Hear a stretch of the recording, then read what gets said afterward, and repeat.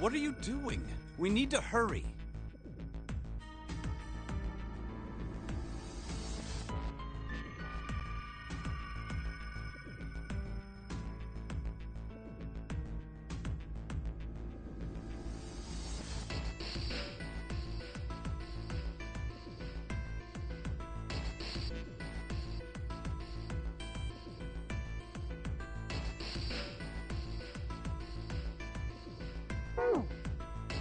Snake, your shoes! It's fine. Hurry! Or are you planning on dying with everyone else? I assume you haven't forgotten the door only remains open for 9 seconds, have you? Sorry, Snake! Let's go!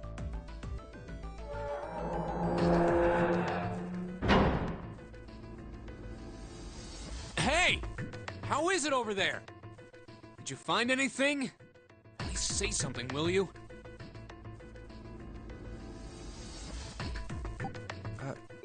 Something's beeping. It's just like before. Probably the sound of the detonator on the bracelet. Do you think they're okay?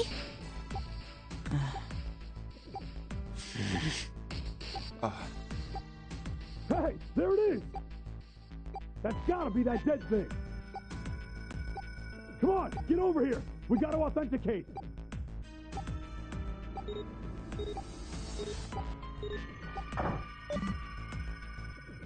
The beeping stopped.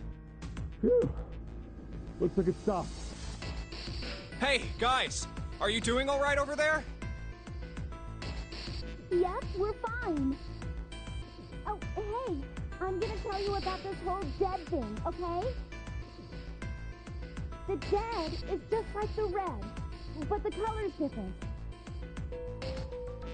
You know how the red was red? Well, the dead is blue. Other than that, it's just like the red. Authenticating is the same too. Awesome! Thanks! That helps a lot. Well, we should probably move on now. You be careful out there.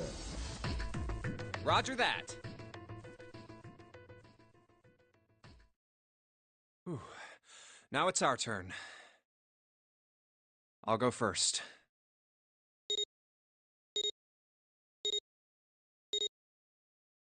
Okay, we ready? Yeah. Sure. Let's go! All right, let's go.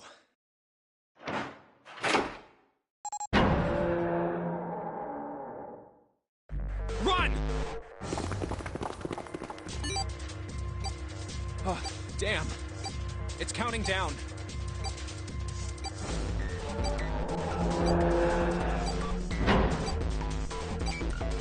We can't go back! We need to hurry and find the device! Hey! Where the hell is the dead? How would I know? Don't give me that crap! Start looking! I already am! Don't tell me the dead is in one of those rooms. Oh no! How many rooms do you think there are? Ah, fuck! We don't have time to count. We just need to open them all. It won't open. Shit, this one's no good. Same here. It's not moving! Oh! There it is, at the end of the hallway. Run! Hey, how many more seconds do we have? How would I know? Our time limit is 81 seconds! I know that, goddammit! I'm asking you how many seconds we have left! Hurry! It's the dead! Get over here! Come on, everyone!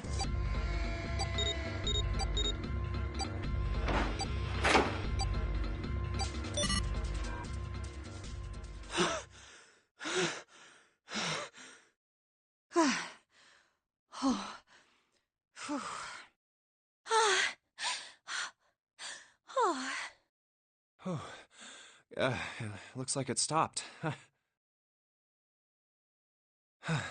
There's another door at the end of the hallway. Let's try this one first. And of course it won't open. A keyhole. What's this mark? Mail? No, not exactly. That's probably the symbol of Mars. Well, technically, they are the same symbol. But I saw a number of similar symbols near the main stairway. The symbols of the solar system. Oh, that's right. The Sun, Saturn, and Earth.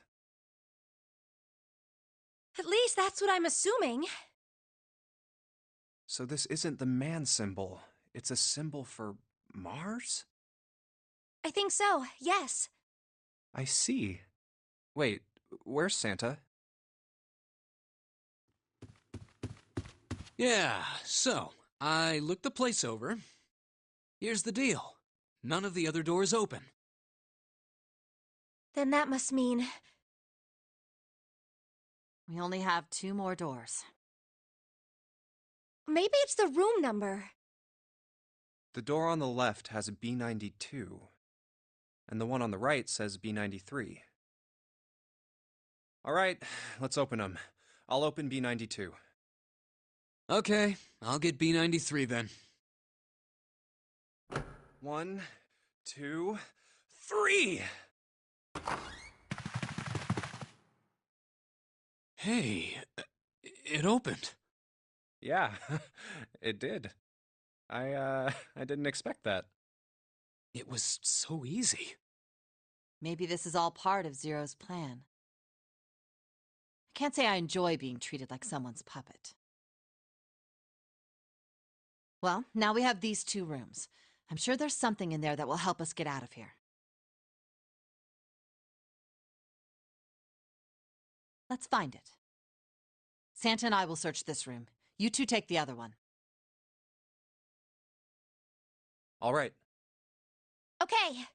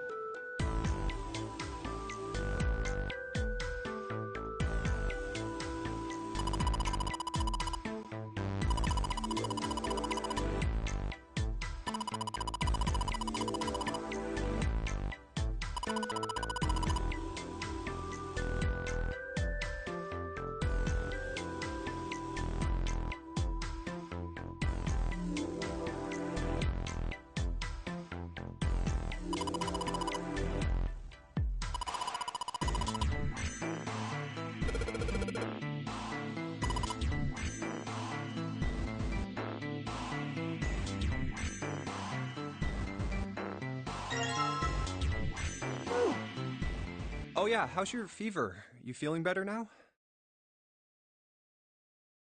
Yes, I'm fine. Let me see your forehead. Ah, Guess it really has gone down. are you worried about me?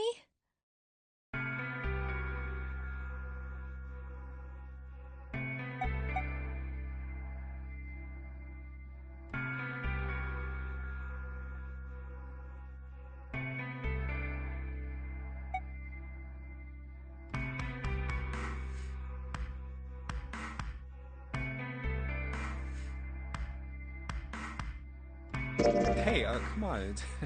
It's not like that. I guess you haven't changed at all, Jumpy. By the way, Jumpy, how did you end up here? What do you mean? I told you earlier, didn't I? There was a man with a gas mask when you got home at night. You inhaled some white smoke and passed out. When you woke up, you were on D deck. Damn straight. But is that really the truth? What? Jumpy, are you hiding something from me? No, why would I? Well, if you think about it, this is awfully suspicious. I mean, why would two childhood friends bump into each other in a place like this? Hey, I could ask you the same thing. Are you hiding something? What would I hide? Well, I don't know. Anything. I mean, you're hiding it. How would I know? You mean like the number of men I've dated? Do you want to know? Don't worry. Only 18. Times 0. Yeah, I guess I just haven't met Mr. Right yet. Yeah, I see. Anyway, I'm not hiding anything. Just like you, Jumpy. When I woke up, I was on D deck.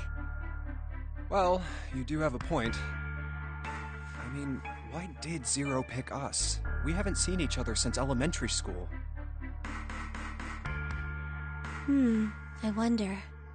Look for what connects the victims. That will lead you to the culprit. Do you remember Seven saying something like that? Yeah, I do. So? Well, that's what I'm saying. I think this must all have something to do with a classmate of ours. You got any ideas who it might be? No, nothing. Oh, Well, if it had something to do with school, then it could be one of our teachers, or maybe the principal. or the janitor, or the lunch lady. No, I can barely remember any of them.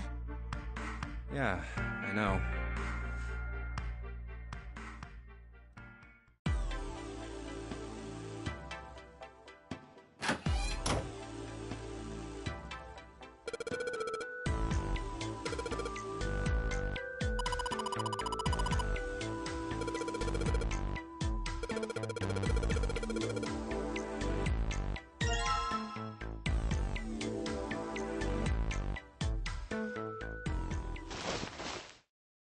This ship is bigger than I thought.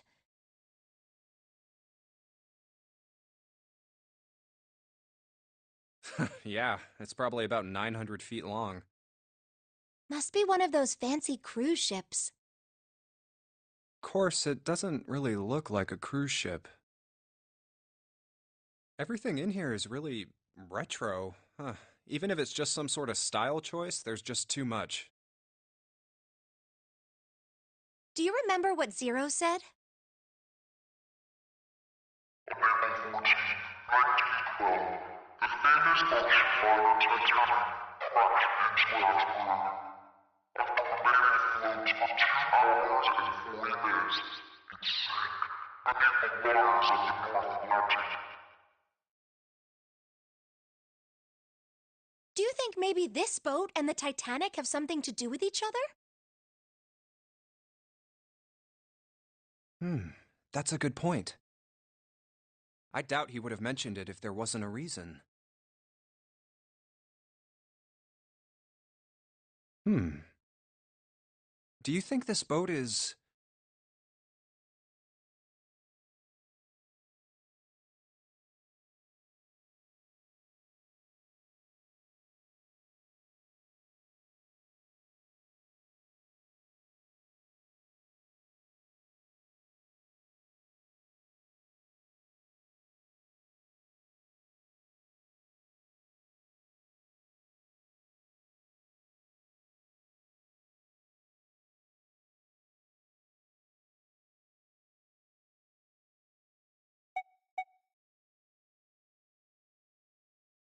a replica of the Titanic? A replica?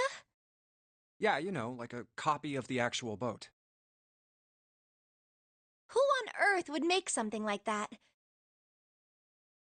Fans. Crazy Titanic fans. No way. Do you even know how much money that would take? No idea. But all they've got to do is break even, you know? Break even? Yeah, they could use it as a cruise ship. Climb aboard, a piece of history, sail around the world in the resurrected Titanic. Hell, with marketing like that, they'd probably have more customers than they'd know what to do with.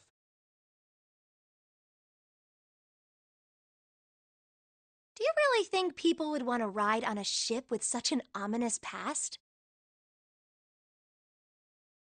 It's the site of the worst accident in history.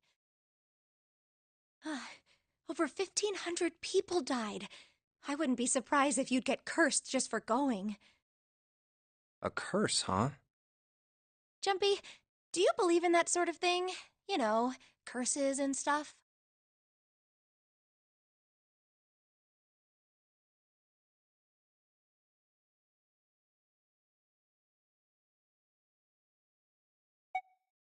Sorry, but I can't really say I believe in that kind of stuff. What about you?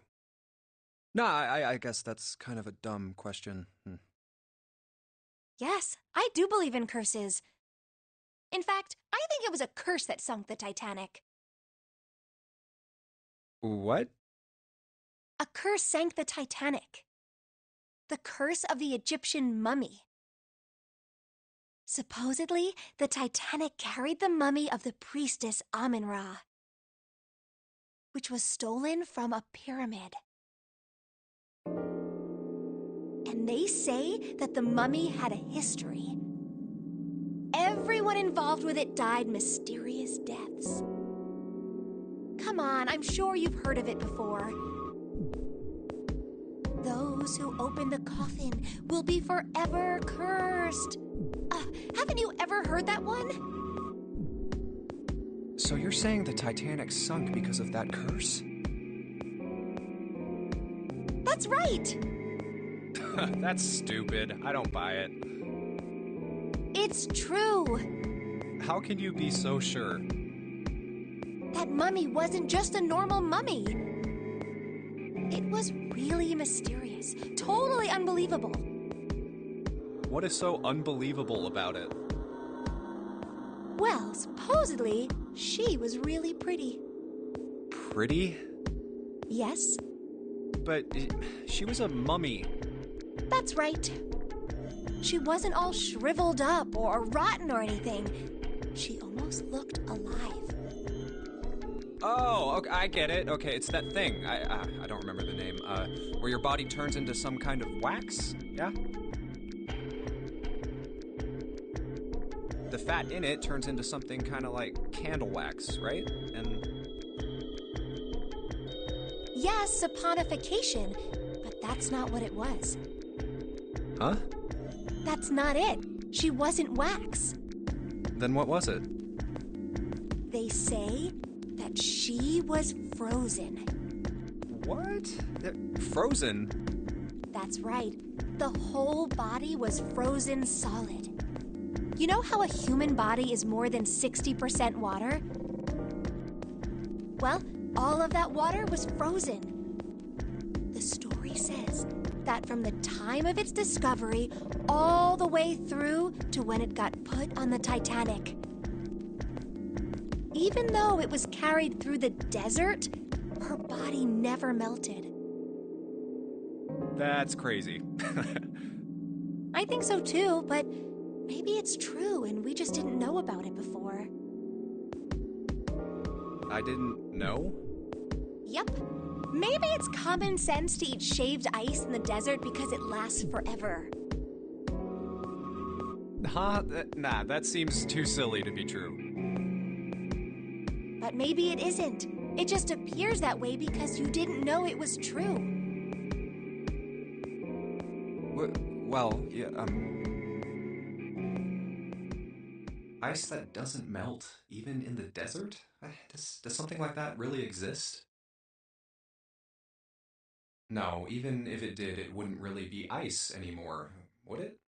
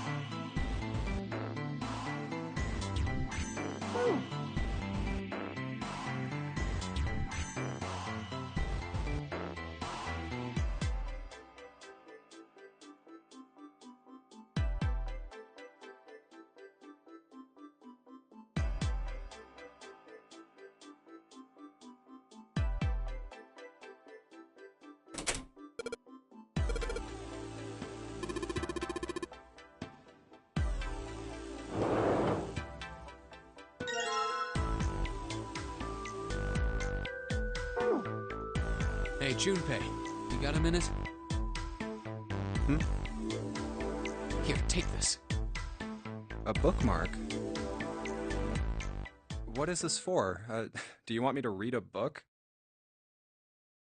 I found it in between some of the cushions on the sofa. Pretty sure it ain't gonna be any help to us, but I figured we might as well hang on to it anyway. Then why don't you hold on to it? You know what I hate most in the world? I got 4 things. Hope, faith, love, and luck. Hope, faith, love, and luck? Damn straight. And you hate these things? Yeah, you got a problem with that? Not really, but what does a bookmark have to do with any of that? Well, see, each leaf on the 4-leaf clover has a meaning to it, okay? And that meaning is pretty much those 4 words. It's like flower language. Well, I guess it's not a flower, is it? So, leaf language, I guess? Yeah, you could call them leaf words. Leaf words. Hope, faith, love, and luck. The meaning of the leaves on a four-leaf clover. So, yeah, I want you to take it, okay? Just touching it gives me the creeps. Take the damn thing, all right? Here.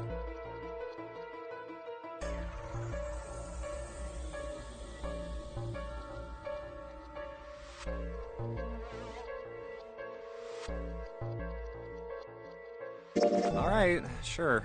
I'll take it. Oh, man, I feel a lot better now. That thing was a real pain, you know?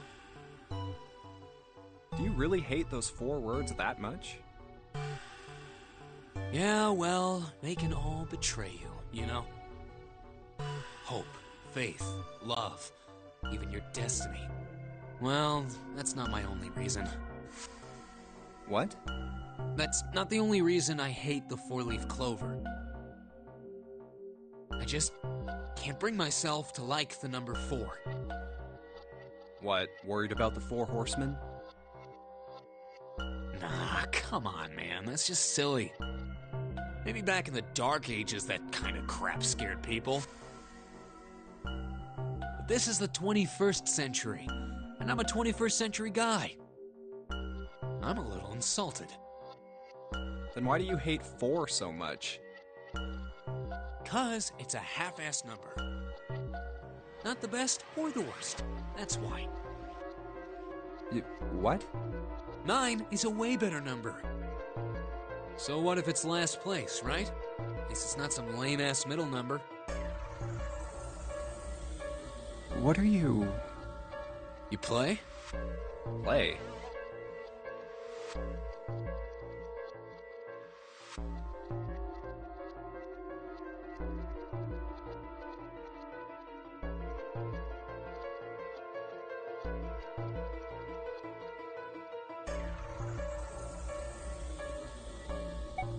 You mean like the stock market? Nah, that's not what I mean. Why the hell would you think that? I mean, yeah, I do stocks too, but... You? A stockbroker? Yeah, got a problem with that? No, you don't look like the type. Man, that stuff's just like gambling, you know? All you gotta do is bet on the winning horse. Nothing that hard about it. You sure sound pretty confident. So, are you betting on winning horses? Course I am. You remember a couple years back when the stock for Cradle Pharmaceuticals shot through the roof? Stacked a few bills over that, if I do say so myself. Huh. Hey, how long are you gonna stand around wasting time? Stop screwing around. The lady has spoken. We better get back to work before we really piss her off.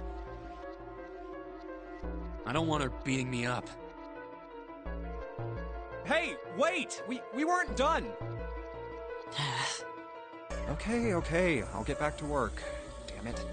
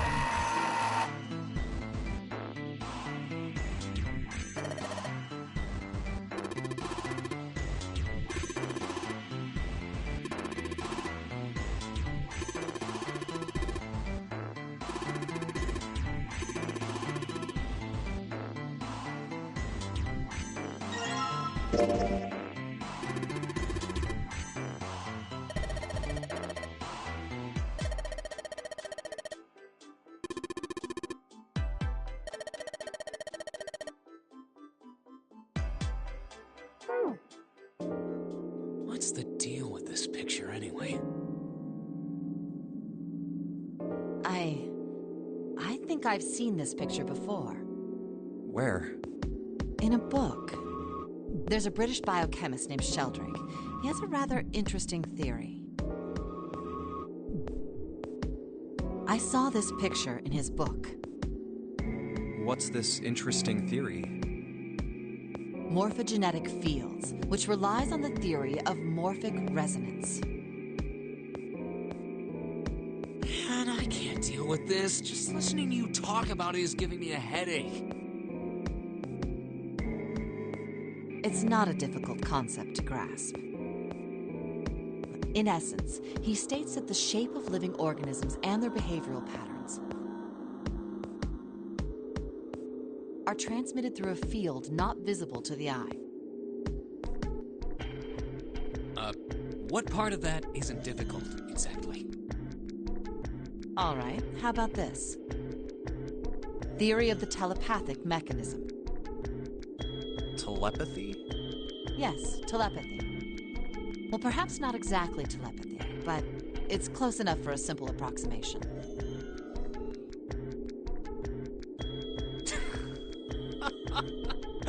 Are you serious? Telepathy? Who do you think we are? Kids from the 70s? I can't believe someone would actually do serious research on something like that. Yes, I agree. I read the book, but I can hardly say I understood it. I'm in no position to defend or condemn anything it said. It was probably just someone latching onto a statistical outlier from some study and turning it into a ridiculous theory. There's no scientific merit to any of it, I'm sure. But even so, Anyway, I saw a picture like that one in his book. Hey, what do you think this picture looks like? What do you mean? Isn't it just like abstract or something like that? It's just black and white scribbles. There's no meaning there. That's it. What about you, Junpei? Does it look like anything to you? I guess it looks like...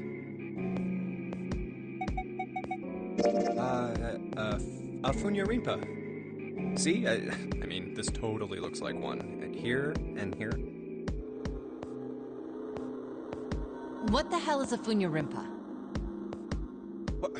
What do you mean? What the hell is a Funyaripa? You mean you don't know? How the hell would I know? How could you not know? That's practically blasphemous. Oh, say you're sorry. Apologize to the Funyaripa. Goodness, you are such a rude woman. Junpei, are you just screwing around? Forget it. I'm just gonna tell you. This is a dog. See? Like this.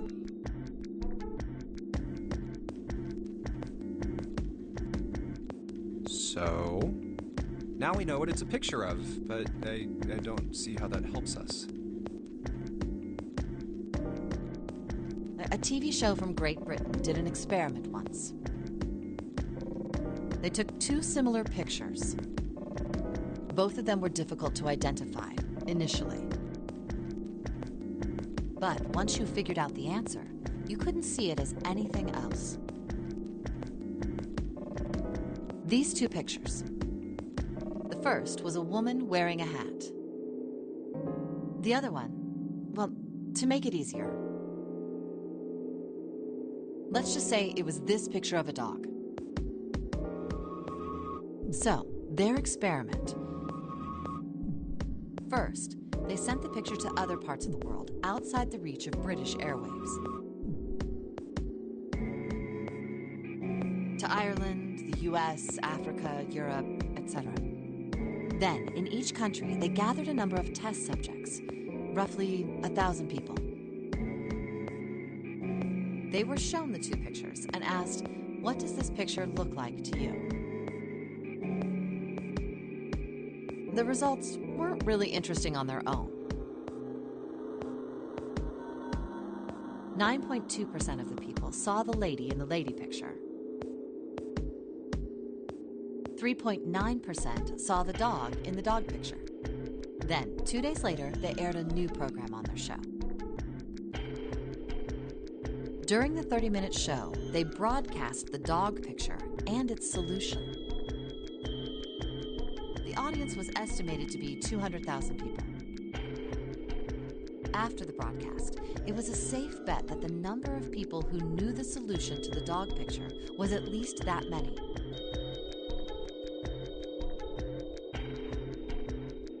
After another 2 days passed, they gathered more research subjects from areas outside the reach of British TV and radio.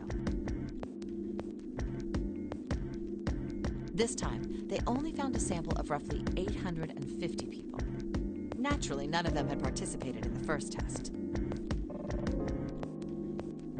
They were, however, given the same tests and the same two pictures. The results were startling. 10% of the people saw the lady in the lady picture. The previous test sat at a 9.2% success rate. Not much of a change statistically. The dog picture, however, produced a very different result. The percentage of people able to successfully find the dog, it went from 3.9% to 6.8%, a very significant increase. So do you understand? Do you realize the significance of this experiment? There was no way the second group could have seen the picture. They lived far away from Britain and couldn't have seen it. But even so, it was only the success rate for the dog picture that went up. Why? How did that happen? What does it mean? Oh, wait, does this have something to do with that field, or whatever it was that you were talking about earlier?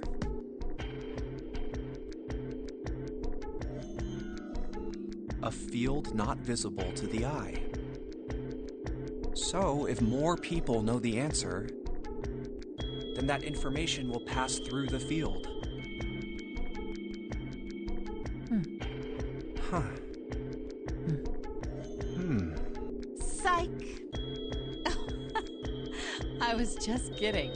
You really shouldn't take me seriously. Well, I mean, the things I just told you about are true. They really did happen. But the results of that experiment really aren't anything to go by. They could have easily falsified them. In the end, I'm sure they were just in it for the ratings. They are a TV station after all.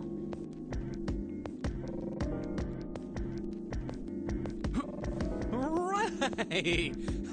Man, I gotta admit, you had me there for a minute. I, really thought you were serious. Of course not. Like I told you before, I'm sure it's all just pseudoscience. Oh, okay, right.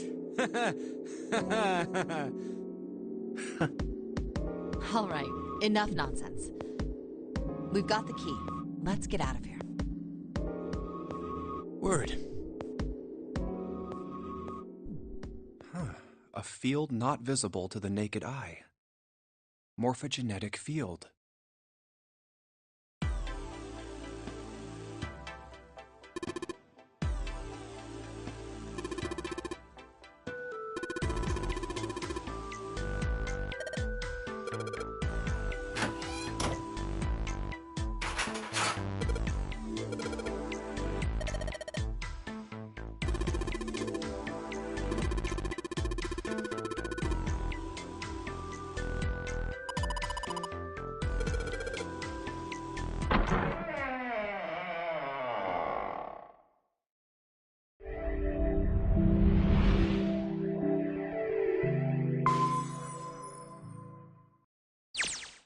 Oh, another hallway.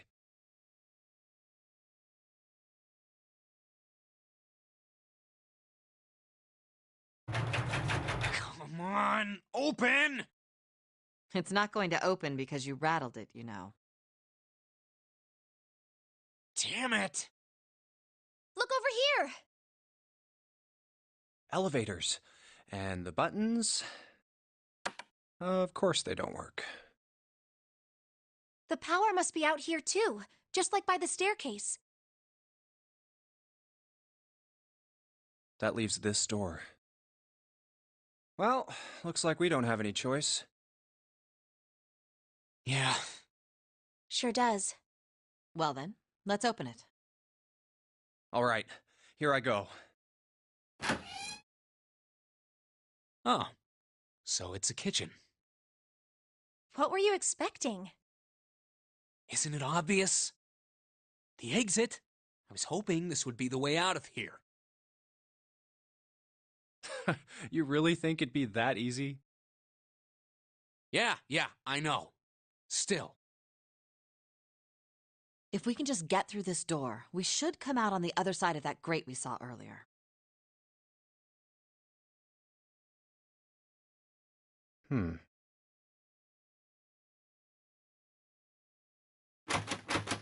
No good.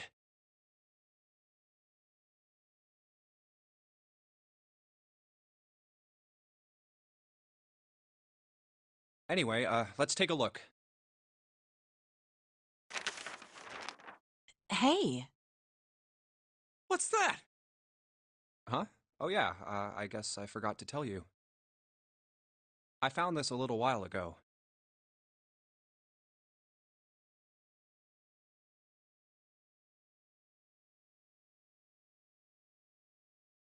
It's a map of the B deck. Let me see that. I knew it. See? Look. Yes, hold your horses. What did you figure out? This is handy. See? We came in here. Now if we go out there, then we'll be on the other side of the grate. How about that? She's right. We can get out through there. There we go. Here, you can have it back. Thanks. There's a card reader on the right side of the door. And that means the key card is somewhere in here, right? That seems the most likely. All right, we know what we need to do then. Let's get moving. First off, I say we split up and look for clues. Okay.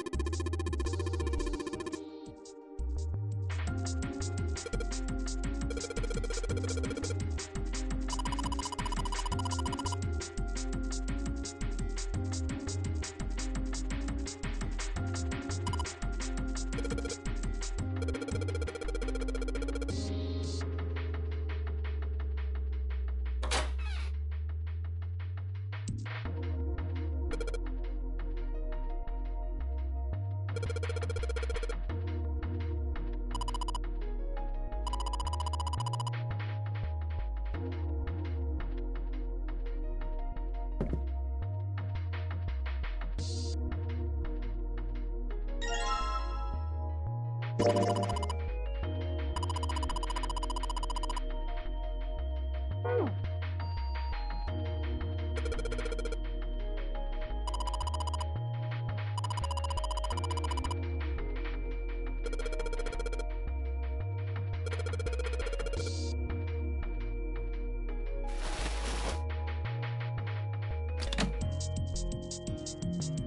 rusty knife? I don't think we'll be able to use it while it's like this. It's futile. Futile? You know, a waste, useless, pointless. Oh. Any particular reason you wanted to bring that up? Oh, no reason really. I was just thinking about futility. Huh? Why were you thinking about futility? Well, it has something to do with the Titanic. The Titanic? Yep. Have you ever heard the story that the sinking of the Titanic was predicted?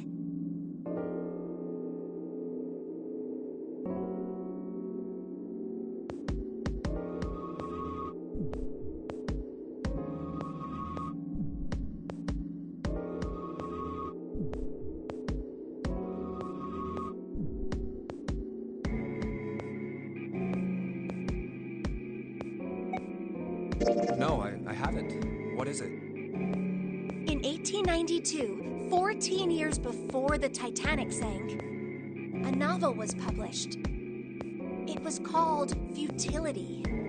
It was written by an American novelist named Morgan Robertson. The story was about a big cruise ship colliding with an iceberg and sinking. Of course, if that was the only similarity, there wouldn't be any reason to mention it. It wasn't, though. The name of the ship, its nationality, course, departure time, size, displacement, maximum speed, number of passengers and crew, the number of lifeboats, even the location of the accident itself, and the cause and the location of the damage. Everything matches the Titanic almost exactly. It was almost as if he'd seen the whole thing happen. But this book was written 14 years before the Titanic sank. But that's not all. It wasn't just futility that predicted the sinking of the Titanic. There were two other similar stories written by a man named William Thomas Stead. Both of them before the accident. One in 1886 and one in 1892. Stead wrote two stories that had striking similarities to the Titanic disaster. In one, two ships collided. Many of the passengers died because there weren't enough lifeboats. In the other, a ship collided with an iceberg and sank. I don't know. I mean, I'll give you that it seems a little weird, but I'm pretty sure it wasn't too uncommon for ships to hit icebergs back in the day, or even other ships. Right, I knew you'd say that. But what if Stead had some sort of special powers? To be more specific, what if he had the ability to do automatic writing? What? Automatic writing? Wait, are you talking about when someone's possessed by a spirit and then they write a bunch of stuff without knowing what they're writing?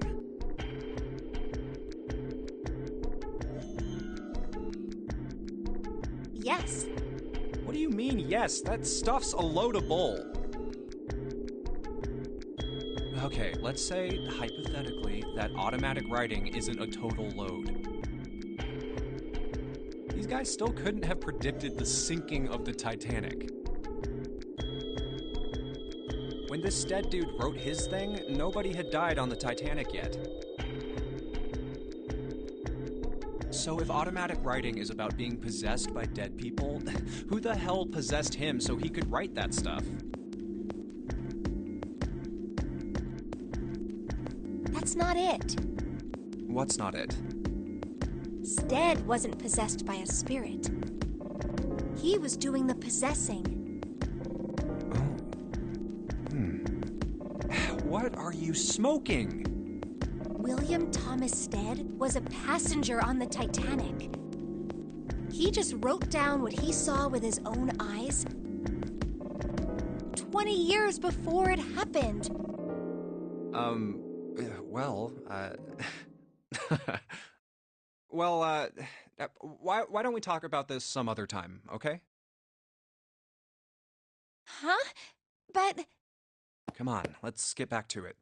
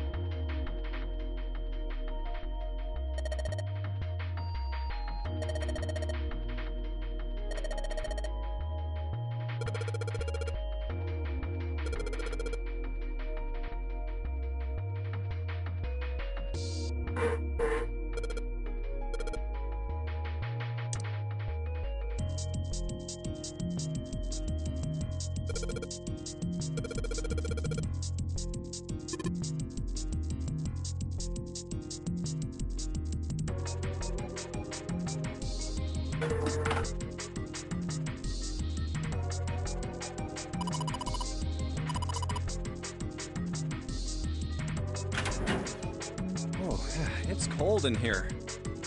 What is this place? Are you blind? It's a freezer.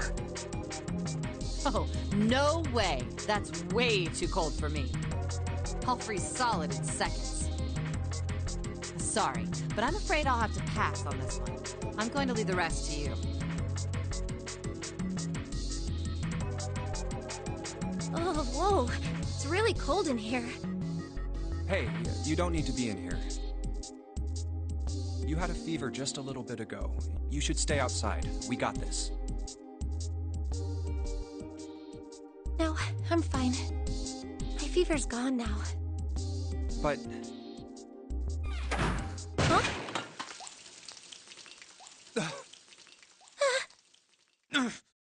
No! Why did it suddenly close? Ah! The knob's frozen!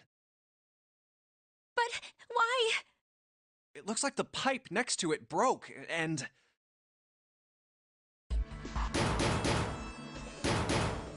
Hey, Lotus! You're out there, right? Open the door! What do you want? What's going on? The door won't open!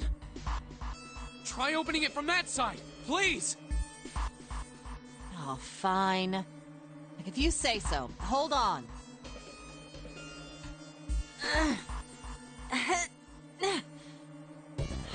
It's no use. It won't budge. You've got more people in there. You figure it out.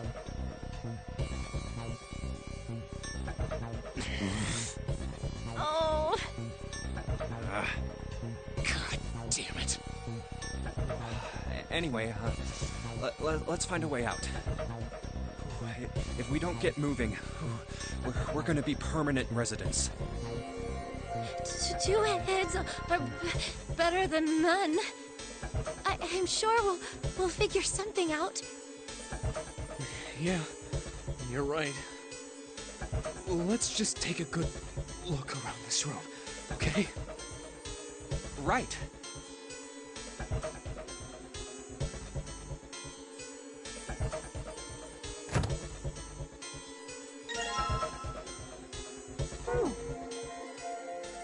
Dry ice is just frozen carbon dioxide, right? Yeah, it is. I wonder how warm it has to get for it to turn back into gas again. Hell if I know. How is that gonna help us anyway? Oh, well, I figured we might be able to use it to get out of here.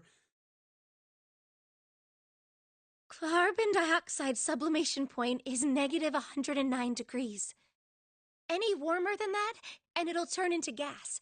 Any lower, and it becomes a solid. Oh, how do you know that? Despite my looks, I am the the queen of random knowledge. Looks bad to mess up when you're showing off.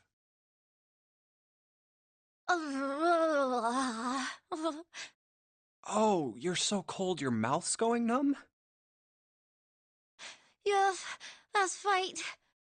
You're just doing that on purpose, aren't you? Come on, guys. Don't you think that's kind of weird? I wonder why it doesn't turn into a liquid first.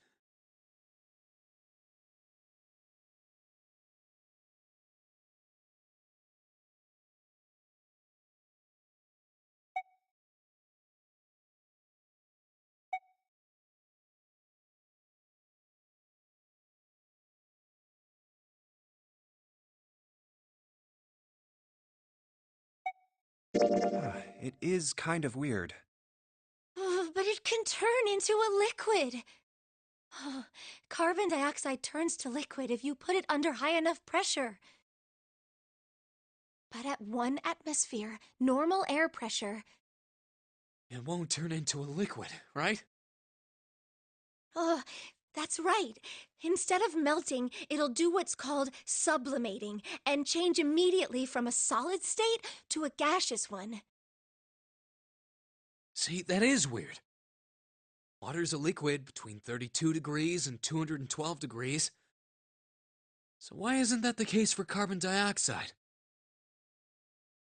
There's a kind of ice that doesn't turn into liquid when it goes above 32 degrees. Huh? I heard about it. Its melting point is 96 degrees. Ice with a melting point of 96 degrees? You mean there's water that freezes at 96 degrees? Yeah, well, you could also look at it as ice that won't melt until it's 96 degrees. So what's this ice with a melting point of 96 degrees called? I heard it's called Ice 9. Ice 9? Originally, Ice 9 was a made-up substance invented by a science fiction author. But recently, scientists have discovered that such a substance actually exists. Wait, hold up. So is this thing called Ice 9, or is it water? Like I said, if the ice is over 96 degrees, it'll be liquid. If it's under that, it'll solidify. So you could think of it as a polymorph of H2O. Here, think of it like diamonds and graphite. They're both made of carbon, right? But depending on the structure of the crystallization, the hardness and structure are completely different. So you're saying normal water and this Ice 9 are like that? Yep. Have you heard the story about the crystallization of glycerin?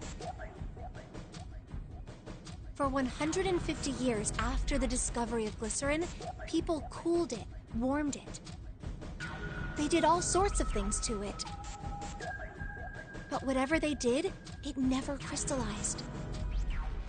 However, one day in 1920,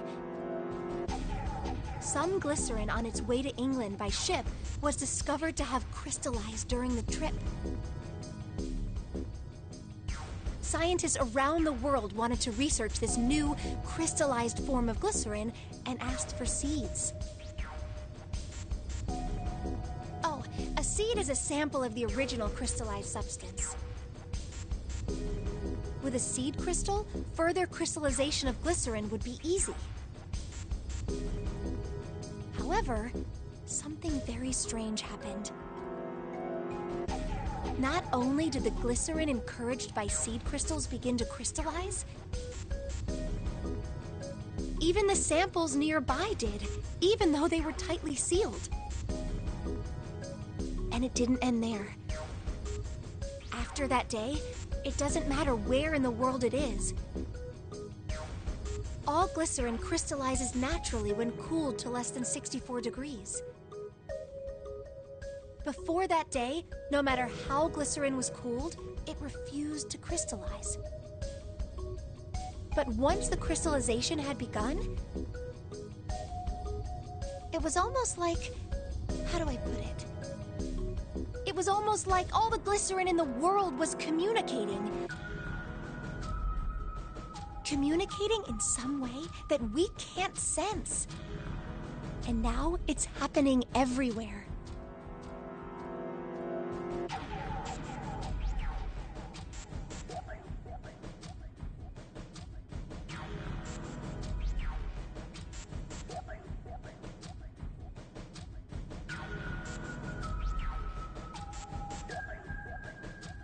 Wow, that's pretty interesting.